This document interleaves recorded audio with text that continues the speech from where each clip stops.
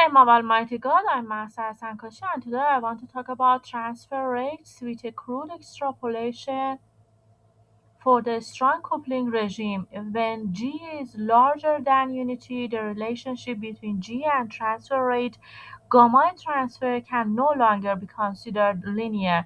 In the strong coupling limit, the situation is more complicated as will be discussed in the next sections. Based on the what we know so far, the predicted excitation transfer rates are slower than our estimates for the decoherence and loose rates. What we will do here is a crude extrapolation based on FG is almost equal to J divided by 1 plus 2G. And here you see the Figure 26 that illustrates plot of the minimum nuclear excitation transfer rate with 350 electron volt of electron screening gamma mean and screen from the deuterium helium 4 decay transitions to the palladium star palladium excitation transition as a function of the transient dissipated acoustic phonon energy. For example, the product of the dissipated transient power and pulse period in the acoustic mode and the palladium Omicron value, the exemplary case of the 0.003 joule of dissipated energy from the acoustic phonon mode, dashed with white line and its intersections with palladium-strontium transition with an Omicron value of 0.001 white X mark are shown here. The idea is that at small values of G, this function will lead to result consistent with perturbation theory for weak coupling.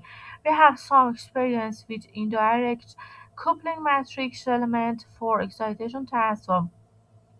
When one donor transition goes to receiver transitions. In this model, we see the deviations from linearity that kick in around G is equal to 1 divided by 2, which motivates in part the factor of 2G in the denominator. The numerical results for the indirect coupling matrix element were crudely oscillatory in the G values as they increased above G is equal to 1. So the form of the FG was chosen to establish a very rough limit for larger G. In the future, there will be need to be modeling down systematically for the indirect coupling matrix element in the strong coupling regime for excitation transfer to different numbers of palladium and star palladium transition in order to develop accurate predictions. The relationship in equation 173 is shown in figure 27. Figure 27 illustrates a comparison between linear scaling of normalized coupling and constant G and strong coupling extrapolation FHG. The excitation transfer rate, which the extrapolation in the strong coupling regime is then gamma transfer tends to 2 divided by H absolute delta U FG after taking into account the effects of entering the strong coupling regime. This way, we can finally plot gamma mean screen rates at higher power transient figure 26. It can be sent from the figure 26 and that unphysically extreme high power transients would be required for transfer rates to approach the observable range.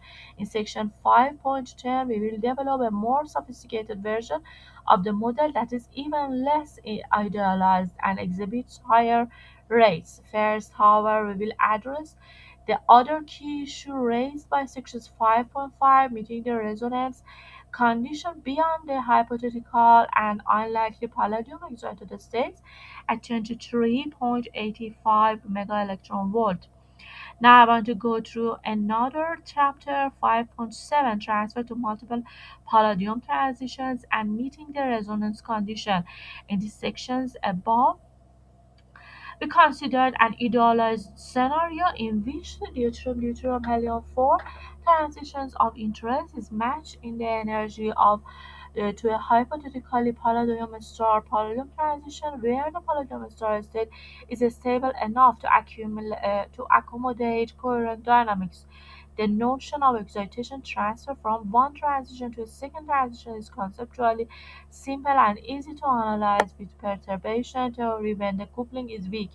However, these simple models presupposition of the existence of a single receiver state that is precisely resonant with the donor state can be readily challenged and needs to be seen as an idealization on the way to a more realistic model.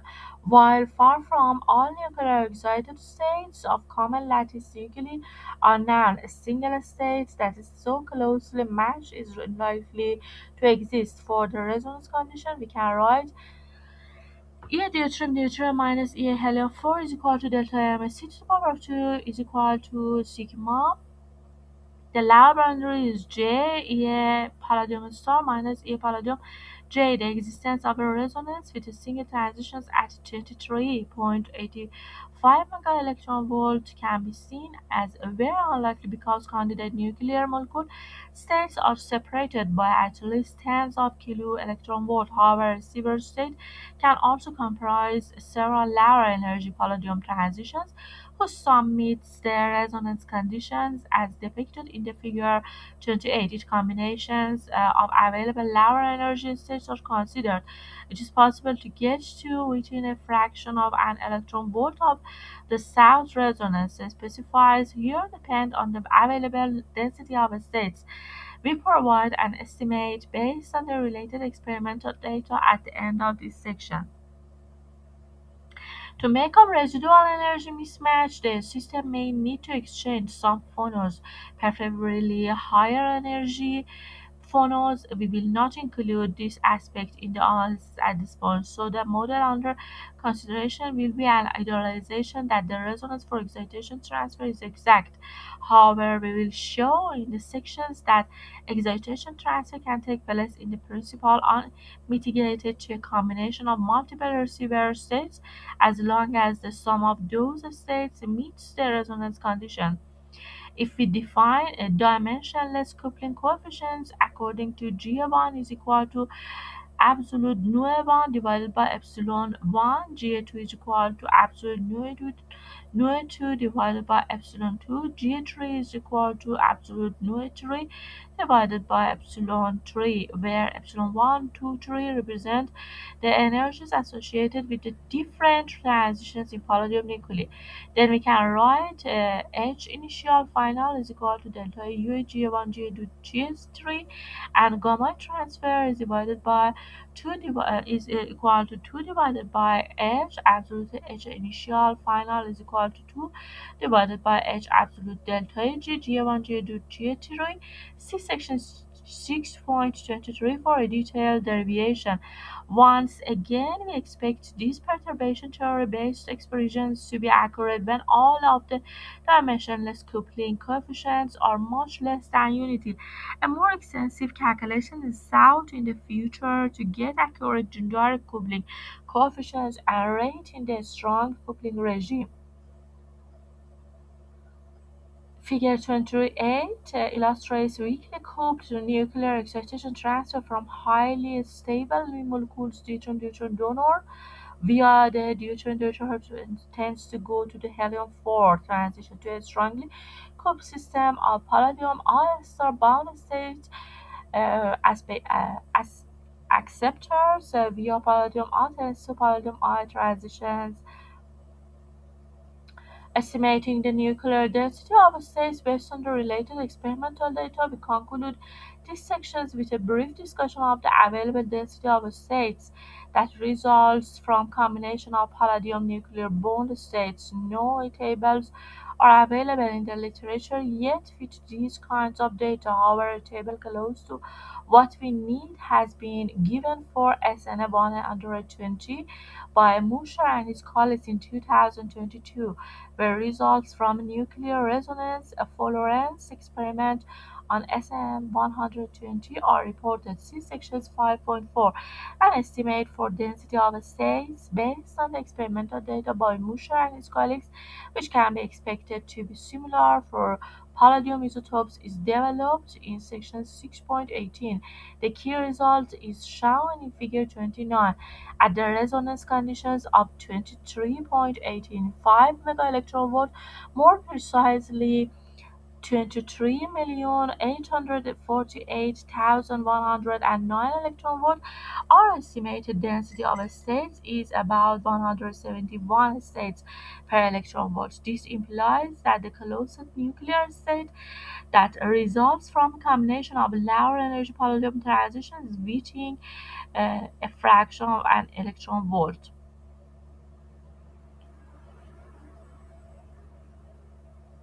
Figure 29 illustrates the result of summing the density of states for combinations of 1, 2, and 3 nuclear transitions evaluated with the SN120 data set and assumed to be relevant for all stable palladium isotopes. In the x-axis, we have energy based on the mega-electron volt, and in the y-axis, we have a number of states per 100 kilo-electron volt. The blue line is the density of states, and dashed red line is a resonance condition. Now I want to go through another chapter, 5.8 constraints on coherent dynamics from decoherence and loose channels. A critical question that needs to be addressed is the question how coherent dynamics start up initially. Time evolution of the systems under consideration comprises two aspects: time evolution during coherence cycle and time evolution across coherence cycles. We refer to these dynamics as startup dynamics and post-startup dynamics. This section is focused on startup dynamics. Post-startup dynamics will be discussed in subsection and subsequent section 5.13 and 5.14. Startup refers to the process of getting from the minimal excitation transfer rate to a large enough rate via greater decay enhancement factors to yield observable effects per the definition in section 2.1.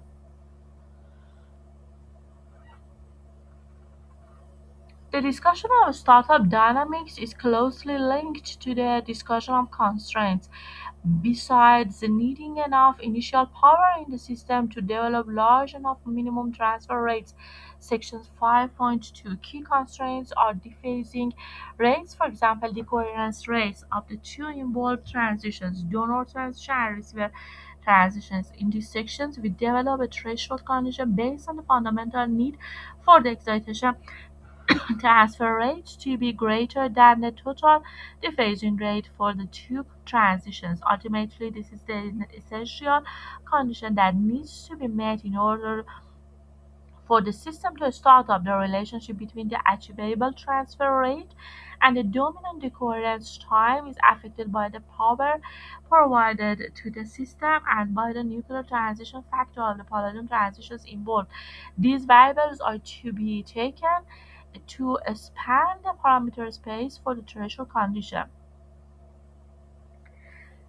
The issue is determine how much energy needs to be in the highly excited acoustic vibrational mode in order for the system to start up if it has an matrix element of a given stage. Now I want to go through the constraints. Coherence on the deuterium-deuterium molecule side is affected by spine-spine relaxation as well as the stability of the three pairs, whereby the latter reach the value of about 1 nanosecond is significantly shorter than the former. See section 6.22. On the palladium side, the major competing process to coherent dynamics is radiative decay of the states involved. This is not the case on the donor side, since the deuterium molecule can be viewed as a highly meta-stable excited states of helium-4. However, on the receiver side, in a palladium receiver scenario, the nuclear states tends to be short-lived and the coherent dynamics need to outspace them if they are to be dominant.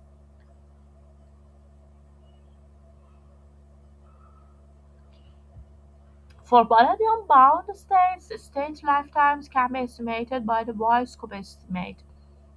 We expect that transitions that has a strong ACP coupling strength will also be able to radiatively decay. For this, we will make use of the M2 Weisskopf estimated scale by Omicron Palladium to the power of 2. Also see the related discussion in section 5.4. Gamma M2 is almost equal to 2.2 multiplied by 10 to the power of 7 or to the power of 2 divided by 3 multiplied by delta MC to the power of 2 divided by 1 mega electron volt to the power of 5 omicron palladium to the power of 2 1 per second. We evaluate it to obtain a gamma M2 is almost equal to 3.8 multiplied by 10 to the power of 15 omicron palladium to the power of 2 1 per second. Per the discussion in 6.22, we adopt the dissociation time for the deuterium molecule of tau deuterium is almost equal to 1 nanosecond. In order for the coherent dynamics to get started, we require the excitation transfer rate exceed the decoherence rate. Gamma transfer must be greater or equal to the gamma decoherence, which tends to gamma m2 plus 1 divided by tau deuterium. Figure 30 illustrates plot of the minimum nuclear excitation transfer rate with 350 electron volt of electron screening gamma minimum screen from the deuterium helium 4 decay transitions to the palladium strontium excitation transition as a function of the transient dissipated acoustic phonon energy, for example, the product of the dissipated transient power and pulse period in the acoustic mode, and the palladium omicron value, the grayed out area represents rates that don't meet the minimum requirements determined by the decoherence, for example, equation 182.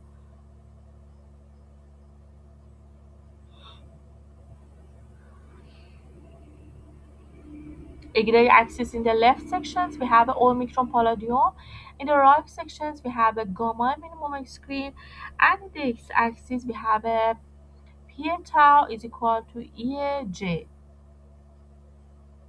Results and discussion sections. The result of this analysis are shown in figure 30, where contours of the excitation transfer rate are shown as a function of acoustic energy, peak dissipation, tau R, and the palladium stars palladium transition or micropalladium value in the allowed part of the parameter regime, where the excitation transfer rate exceeds the modal decoherence rate. We have also used the same deuterium and palladium loading as in previous sections when calculating their rates, namely n deuterium divided by n is equal to 0.25 multiplied by 1 divided by 9 and palladium divided by n is equal to 0.25.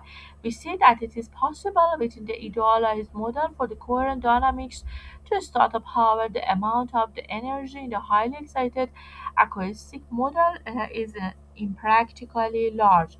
For this calculation, we assume the same model parameters as in the transfer rate calculation in section 5.5 based on the equation 152. A key driver of the high energy requirement in this scenario is the issue that the magnetic quadrupole M2 radiative decay is very fast at 23.85 megaelectron volt. If the transition is strong, meaning that it has a large omicron palladium value, which makes for a fast transfer rate but also fuel the competing decay.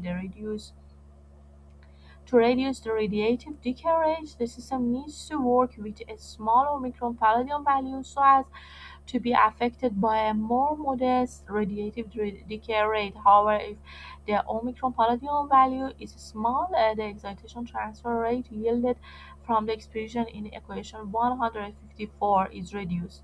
This is in turn drives up the requirement for the acoustic energy needed in order to obtain an excitation transfer rate that exceeds the modal decoherence rate, which is the sum of the palladium star radiative decay rate and molecular deuterium dissociation rate. It is clear that this model doesn't connect well with reports of observable fusion in metal hydrogen experiments with low energy simulation. In such experiments, orders of the magnitude less energy than suggested in this section is reported to be involved, prompting the exploration of alternative schemes with reduced energy requirements. The basis issue that is model phase is that the magnetic quadrupole radiative decay rate scales as the fifth power of the transition's energy.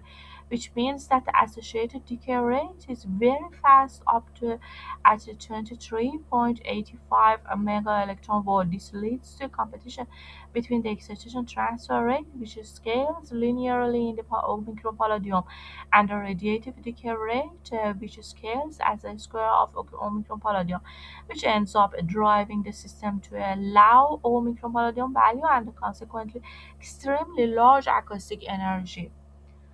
A solution is sketched out in the following section, transferring energy from the deuterium-deuterium donor system to a combination of lower energy transitions on the palladium side not only provides a more realistic scenario to meet the resonance condition, it also helps avoiding unstable high energy states with very fast radiative decay.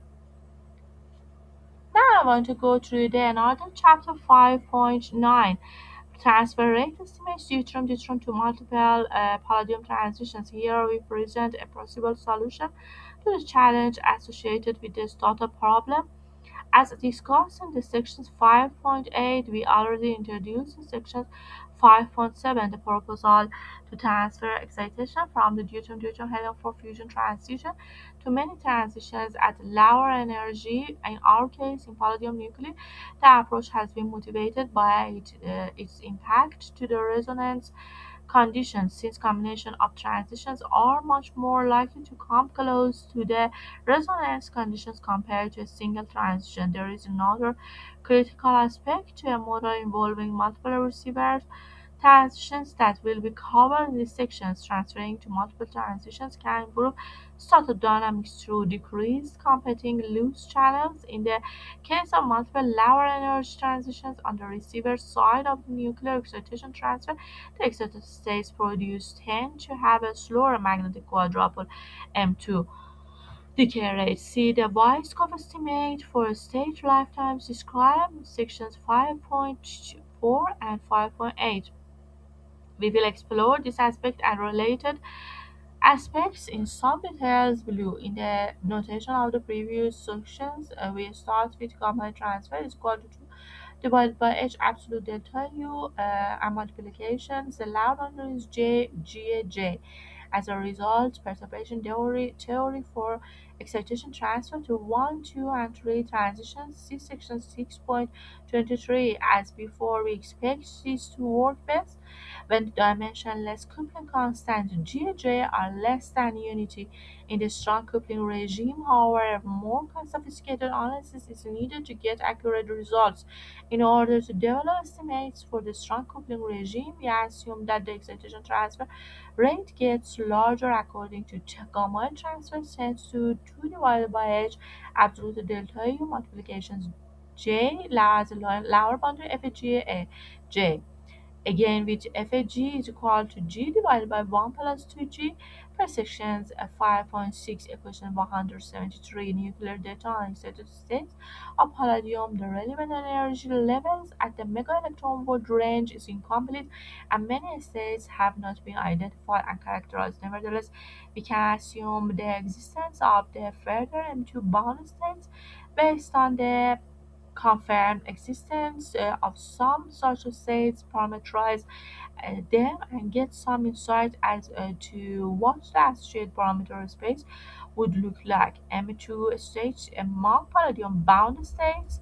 In the argument presented here, we assume that the unreasonably strong and reasonably stable bound states are available with energies in the general vicinity of epsilon j tends to epsilon is equal to delta m c to the power of 2 divided by n is equal to 23.85 mega electron volt divided by n is equal to 2.98 mega electron volt. For the special case of n is equal to 8, we will also assume that the different Gj values are in the vicinity of a single average G parameter. Gj is, tends to G. The goal is the development of a first estimate for excitation of n distinct transitions, but model all of the different transitions based on the average transition parameter.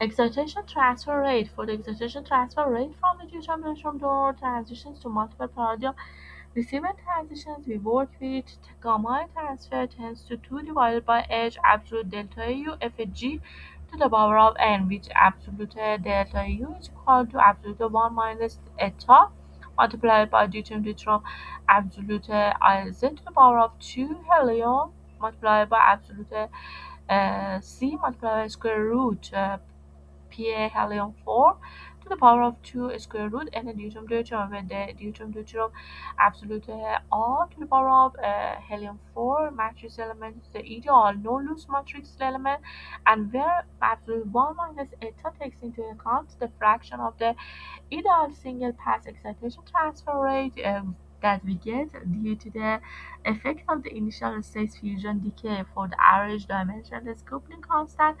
We have G is equal to absolute palladium star absolute Oz palladium multiplied by C multiplied by square root palladium P palladium to the power of 2 divided by epsilon square root N all palladium. But it should be noted that the palladium star, palladium um, ordinary, and absolute also depends on energy of transitions epsilon. See equation 471. We can develop numerical estimates for the quantities that appear in the excitation transfer rate. For the contribution of the fusion transition, we can write 2 divided by h absolute delta u is equal to 2 multiplied by 1 minus eta multiplied by deuterium absolute Iz and helium 4 and multiplied by square root Ma helium 4 c to the power of 2 1j multiplied by square root of p dissipations tau divided by 1 joule multiplied by square root n deuterium divided by n.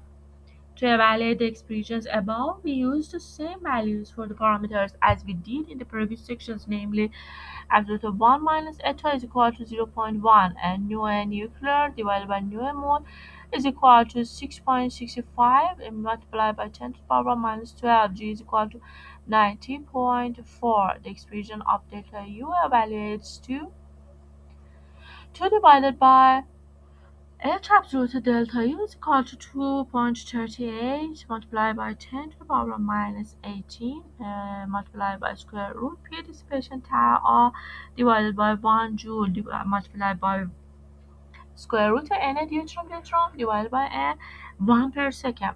Since we use the on-screen gamma factor G above, we can consider the effect of the screening by multiplying with e to the power of delta gamma screen, where the 350 electron volt screen potential. See sections 6.3. Delta gamma screen is equal to 49.2. This gives us the 2 divided by h absolute delta U is equal to 5536 square root of p dissipations tau r divided by 1 joule square root n deuterium divided by n 1 per second. Because the bare excitation transfer rate is so slow, the system greatly benefits from being in the strong coupling regime, where it can obtain sufficiently large rate increase needed for the stator dynamics to kick off. For the dimensionless coupling constant, because absolute palladium star absolute also palladium is proportional to the energy of transition. See equation 471. We can make use of the same expressions from equation 172, namely G is equal to 865 omicron palladium square root of p dissipations tau divided by 1 joule multiplied by n I palladium divided by n constraints palladium star radiative decay. We expect that the transition that has a strong RCP coupling strength, as indicated by a large omicron value, will also be able to radiative decay comparatively fast. To estimate decay, we make use of the M2 bioscope estimate scale by omicron palladium. We estimate that gamma m2 is equal to 2.2 multiplied by 10 to the power of 7 r to the power of 2 divided by 3 multiplied by epsilon divided by mega electron volt to the power of 5. Omicron palladium to the power of 2 1 per second. We have evaluated to obtain gamma m2 as almost equal to 1.16 multiplied by 10 to the power of 11 Omicron palladium to power up to 1 per second molecular deuterium dissociation. We again adopt for the molecular deuterium dissociation. Tau deuterium is almost equal to 1 nanosecond. Fundamental constraints as before, we require that the excitation transfer rate exceed the co-recurrence rate. Tau gamma transfer is equal to or greater than the tau decoherence sense to tau m2 plus 1 divided by tau deuterium. Figure 31 illustrates plot of the minimum nuclear excitation transfer rate with 350 electron volt of electron screening. Tau minimum screen from the deuterium helium 4 decay transitions to the palladium excitation transition as a function of transient dissipated acoustic phonon energy. For example, the product of the dissipated transit power and the pulse period in the acoustic mode and the palladium omicron value. The grayed out area represents rates that don't meet the minimum experiments determined by the coherence, for example, equation 203.